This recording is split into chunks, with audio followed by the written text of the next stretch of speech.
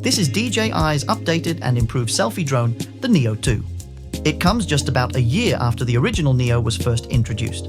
So, are there enough improvements to make it worth upgrading to this new version? On paper, it looks like it.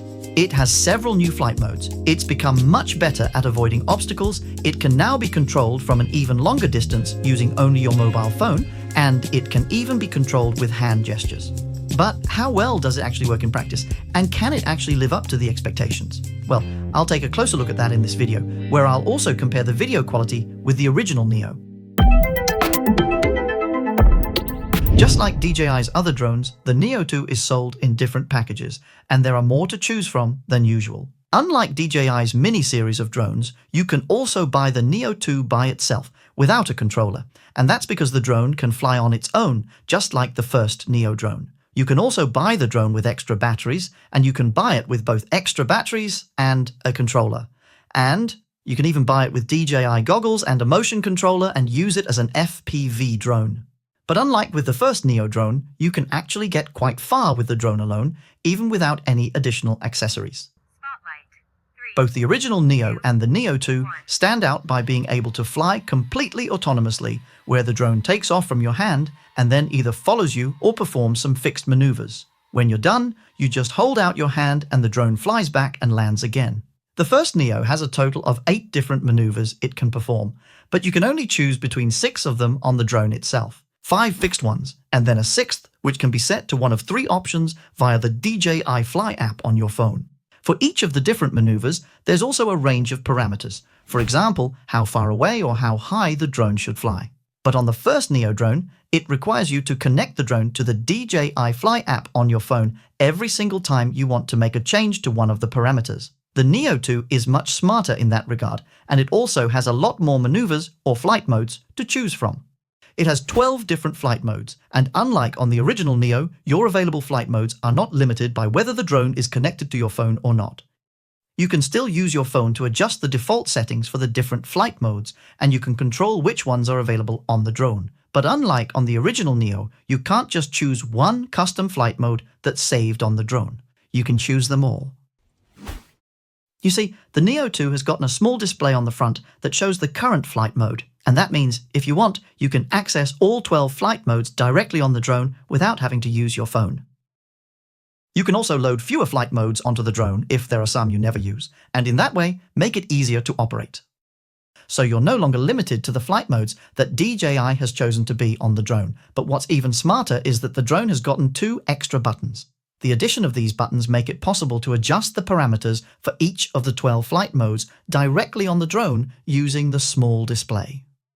If you hold down one of the 2 buttons that cycle through the flight modes, you can choose which parameters you want to adjust. This means that if, for example, you have set the droney maneuver to default to fly 4 meters away, but you're in a situation where you'd like to do a droney at 20 meters, well, you can change it directly on the drone without having to pull out your phone and spend time connecting to the DJI Fly app. If you do connect the drone to the DJI Fly app, you now also get a few more options than with the original Neo. The original Neo can only film with 30 frames per second when you record in 4K. In comparison, the new one can record in 30, 50, and 60 frames per second. It's a bit strange that it can't also record in 25 frames per second, since you can choose 50, but maybe that will come in an update. In fact, the Neo 2 can also record in slow motion in 4K with 100 frames per second, but that requires a DJI controller. The original Neo can only track you automatically from behind. It also has a flight mode called Direction Track, which was supposed to track you from the direction you launched the drone, but it has never worked very well, and therefore it's not on the Neo 2 either. Instead, you get something much better. The Neo 2 has gotten full 360-degree ActiveTrack when you control it from your phone. When the drone is following you, you can change its position in real time via the mobile app, just like you can with ActiveTrack on DJI's larger drones. And you can control not only which direction the drone tracks you from, but also how close to you it should be, and at what height it should track you. The Neo 2 has also gotten special tracking modes for both cycling and skiing, where the tracking speed is higher. And in fact, the drone can now also track cars, just like, for example, the Mini 5 Pro, but that again requires you to use a DJI controller. As I mentioned before, you can set all parameters directly on the drone, and that also applies to ActiveTrack. so before you send it into the air, you can choose which direction it should track you from, at what distance, and at what height. But the Neo 2 has yet another new feature that makes it much easier and simpler to let you change the settings on the fly. If you hold up your hand, you activate gesture control, where you can control the drone with your hand movements. The small LED on the front of the Neo 2, which lights up white when it's recording, changes color to blue. And now you can change the drone's position just by moving your hand from side to side or up and down. If you hold up two hands, you can change the drone's distance to you by holding your hands together to make it fly closer or apart to make it fly further away. When you're satisfied with the position, you just make a fist and then the Neo 2 tracks from the new position. It works incredibly well, and you feel a bit like a Jedi when you control the drone with hand movements like that. And because it's now optimized to recognize your hands, it's also much easier to get it to land in your hand again. Where the original Neo doesn't always detect that you're holding out your hand to make the drone land, the Neo 2 registers it every time, even from a distance, and flies quietly back and lands on your outstretched palm. It just works. As you can see, the Neo 2 has become much more useful when you use it without a mobile phone or a controller as an autonomous flying drone. But you can also fly the Neo 2 manually like a real drone. You can do that with the original Neo as well, but again, the Neo 2 offers improvements. I've already mentioned that if you fly with a DJI controller, you can both record slow motion in 4K at 100 frames per second, and you can track vehicles just like the larger drones. That's something that isn't possible on the original Neo. On the Neo 2, however, it requires a small transmission module that screws onto the back of the drone. It's included if you buy the Neo 2 with a controller, but you can also purchase it separately for just €21 if, for example, you already have one or more DJI controllers and have therefore chosen to buy the drone without one. That's what I have done, because I already have an NC-N3 controller from my original Neo. So I bought a Neo 2 package that only includes the drone, plus a charging hub and 2 extra batteries. I haven't bought the transmission module yet because I primarily intend to use the Neo 2's automatic flight modes.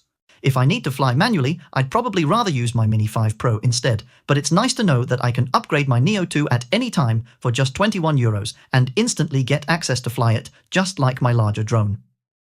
As for whether you need extra batteries, DJI states the flight time on one battery is a maximum of 17 minutes with the prop guards installed. However, that's under almost laboratory-like conditions, so in practice you should expect quite a bit less. I tested the Neo 2 on a day with no wind and a temperature of 6 degrees Celsius. I controlled the drone from my phone while continuously recording 4K video at 50 frames per second. And I got up to almost 12.5 minutes before the drone initiated an automatic return to home. Battery level. Low battery. Return to home promptly. It landed with 7% battery remaining, so I couldn't have pushed it much further. So expect about 10 to 13 minutes of flight time, depending on the weather. If it's a bit windy, you often end up using more power. According to DJI, it takes about 50 minutes to charge the battery directly on the drone because it only charges at 15 watts. But if you buy the charging hub with the extra batteries and connect it to a 65-watt charger, you can charge all 3 batteries at the same time in about 68 minutes. As you can see, I can also fly the Neo 2 manually without the transmission module if I use my mobile phone. Here the drone uses a Wi-Fi connection instead of DJI's 04 transmission, so the range is much shorter, but again, the Neo 2 delivers some significant improvements over the original Neo. On the first Neo drone, the range using Wi-Fi is quite limited, and if you lose connection to the drone, which can easily happen when you're using Wi-Fi, you risk it just hovering in the air until the battery runs out, unless you can re-establish the connection. I experienced that, among other times, when I tested an update to the DJI Fly app that enabled a full-screen manual mode on the Neo 1. Here, I lost connection to the drone while it was hovering high above the Opera Park in Copenhagen. Fortunately, I managed to regain connection by positioning myself right under the drone, but it could just as well have been in a place where I couldn't easily get closer. The original Neo also has a limitation on how far you can fly when you control it via your mobile phone. When the drone is about 50 meters away from you, you will not be allowed to fly any further. The Neo 2 solves both problems. Firstly, the range of Wi-Fi is no longer artificially limited, and secondly, as you just saw during my battery test, the Neo 2 has gotten DJI's return-to-home functionality even when used with a mobile phone, something that was missing from the original Neo. To find out how far you can actually fly on Wi-Fi, I took both drones out into an open field. And here's a small tip. When you control the drone from your phone, it is an advantage to activate flight mode to turn off the mobile antenna, which I have also done for this test. You just need to be aware that there is a bug in the DJI Fly app, so it won't allow you to connect to the drone when in flight mode because the app thinks that Wi-Fi and Bluetooth are turned off, even though they are in fact active. The trick is to first connect the drone to the app and then activate flight mode afterward. I'll start with the original NEO. It only shows the altitude when you're flying, not the distance to where you're standing. Because it doesn't have the return to home function, it has absolutely no idea where it took off from. In this test, I make sure not to fly the drone very high, so I have the option to re-establish the connection to the drone if I happen to lose it. But before the drone loses its connection, I am informed that I cannot fly any further due to the strict 50-meter distance limit. Reached. So I decide to turn the drone around and fly it back to my location. And then it's time for the NEO 2. Home point updated. As you can hear, it clearly tells me that it has updated its home point, so it knows exactly where it took off from.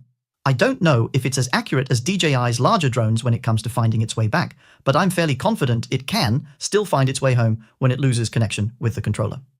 Here, we're about where the original NEO refused to fly any further, and as you can see in the bottom left corner of the screen, the distance is close to 50 meters. But the NEO 2 continues on without any problems.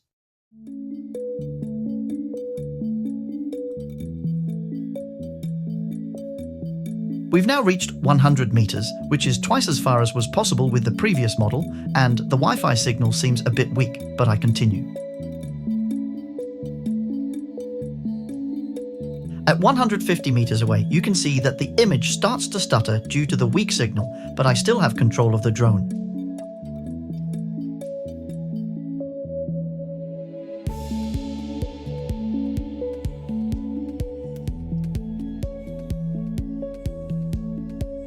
At 218 meters, I get more errors, and at 226 meters, I finally lose connection to the NEO 2.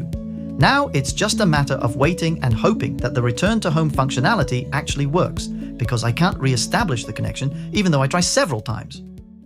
It took exactly 1 minute and 10 seconds for the drone to reach the 226 meters point where it dropped the connection, and after the same time has passed, I spot the drone in the air right above me, starting to descend.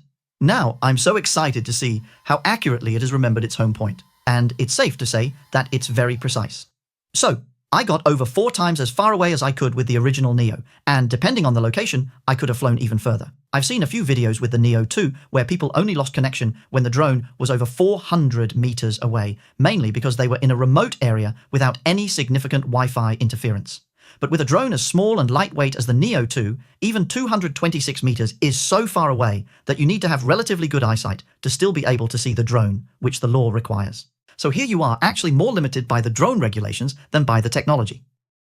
And of course, it's really cool and convenient to have return to home when you control the drone via Wi-Fi, because then you don't have to worry about losing the connection. That's why I also decided to do a height test with the NEO 2 to see how high I can fly when I control the drone from my phone.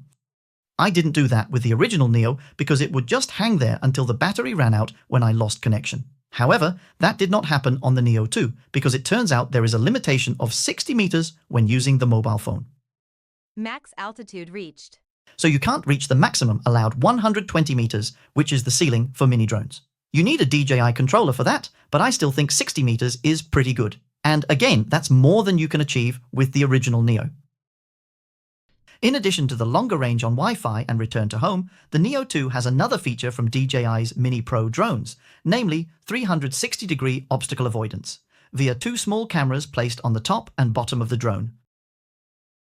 It also has a LiDAR sensor at the front, just like the Mini 5 Pro, so tracking and the ability to avoid obstacles are even better when the drone flies straight ahead. I tested both drones in a small forest, and although they teased each other a bit when trying to track me, they actually both did a pretty good job of following me around without flying into the trees. The original NEO uses its camera to both film and avoid obstacles when it is in tracking mode, and it still works okay.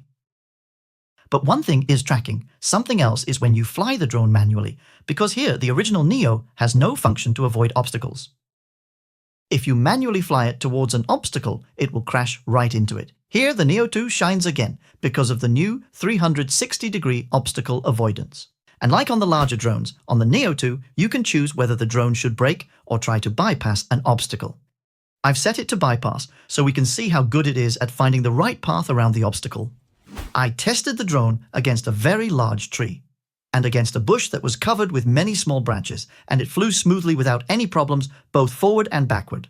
And when I was out on a longer trip with the drone, I could also see that it was aware of its surroundings and adjusted its trajectory accordingly. That's just super cool. However, it is important to say that the function is not perfect, so you can still risk flying into obstacles, but that is the same on, for example, the Mini 5 Pro. However, the Neo 2 has the advantage that, because its propellers have protective guards, it can actually handle minor collisions and still continue to fly on. Now I've almost covered everything new about the Neo 2, but we're still missing something important: the image quality. I was quite disappointed when I read that the Neo 2 has the same half-inch sensor as the original Neo, because the primary reason why my original Neo drone has been left in the drawer for most of the past year is the poor image quality. The image quality is fine if you only ever watch the videos on a mobile phone or maybe a tablet, but my videos are created so they can be shown in full 4K resolution on a big screen TV, and here the original Neo simply falls short. But luckily, the Neo 2 is again a positive surprise in that regard. Here you can see some clips recorded from both drones side by side, and I think it's quite striking how much better the Neo 2 is. It might be hard to see if you're watching this video on a small screen, but if you zoom in on a smaller area, it's quite clear. And now you might be thinking, how on earth can the same size sensor deliver so much better image quality? I wondered that too, but the explanation is actually quite simple. The Neo 2 has a 2-axis gimbal, whereas the Neo 1 only had a 1-axis gimbal. This means that the Neo 2 can use its mechanical gimbal to compensate for movements in multiple directions, whereas the original Neo has to use a greater degree of digital image stabilization. The digital stabilization has to crop the output from the sensor quite a bit to compensate for the movements, so even though the original Neo also films in 4K, it's a digital crop of the sensor that's upscaled to 4K, which results in the poorer quality. The Neo 2 doesn't need to crop the image from the sensor as much, and at the same time, the drone has an aperture of 2.2 compared to the original Neo's 2.8, so it also lets in more light. And those two things mean the quality is much better. That's also the reason I've chosen to buy the Neo 2, even though I already have a Mini 5 Pro, because even though the quality can't compete with the 5 Pro's 3-axis gimbal and 1-inch sensor, it's good enough that I can actually use it in my videos. And because the Neo 2 can fly without a controller and is also much more robust if it were to fly into something, it's a great supplement to the larger drone. The fact that it's also improved on pretty much every other point is just a bonus. But before I get to my final conclusion, I also want to mention the new flight modes you get in the Neo 2. If you want to see all the flight modes demonstrated, I'll link to my review of the original Neo on my Danish channel at the end of this video. And there you can see examples of all the available modes, and you can see how to get audio on your drone recordings. The Neo 2 can do everything you see in that video, and I've added English subtitles and chapters for everything, so you can easily skip to what you want to see.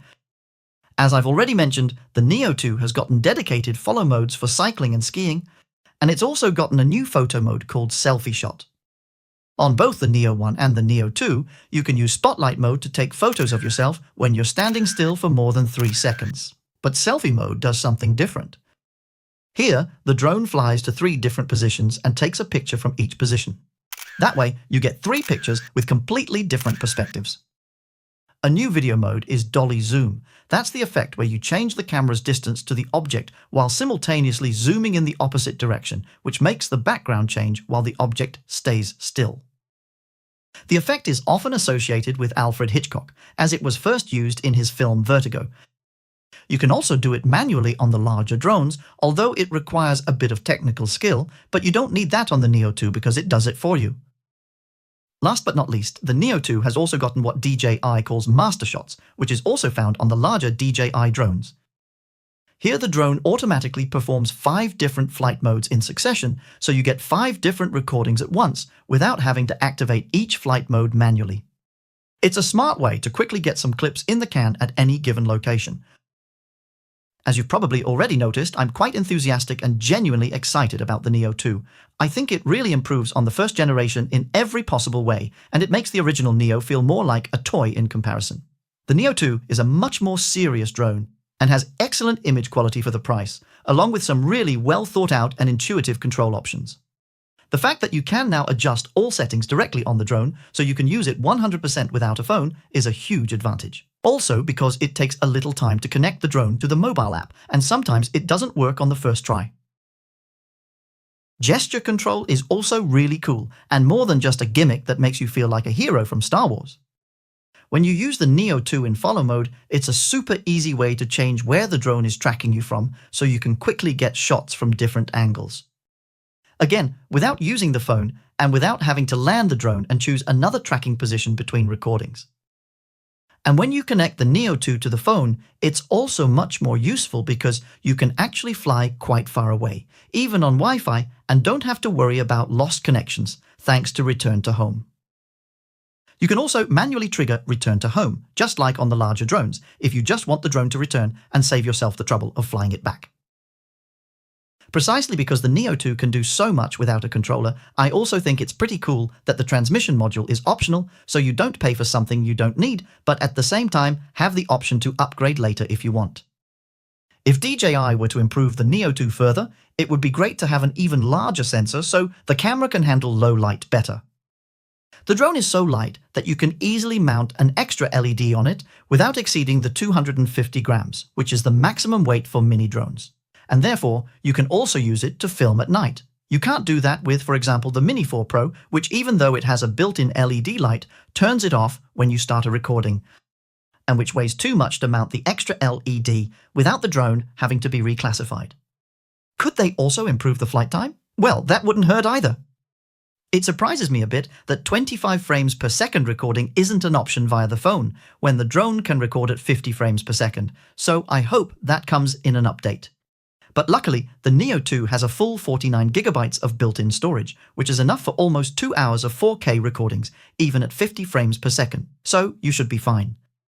And no matter what, the Neo 2 is a serious upgrade over the original Neo and a really good contender for the ultimate mini drone, because it can be flown autonomously, manually, via the phone, like a normal drone with a controller, and even as an FPV drone. If you want to see more about what the Neo drones can do and see all the different flight modes demonstrated, my review of the original Neo one is right there. You're also more than welcome to subscribe to my channel if you haven't already, and if you'd like to support the channel directly, well, I'm always happy to receive a cup of coffee. See you soon.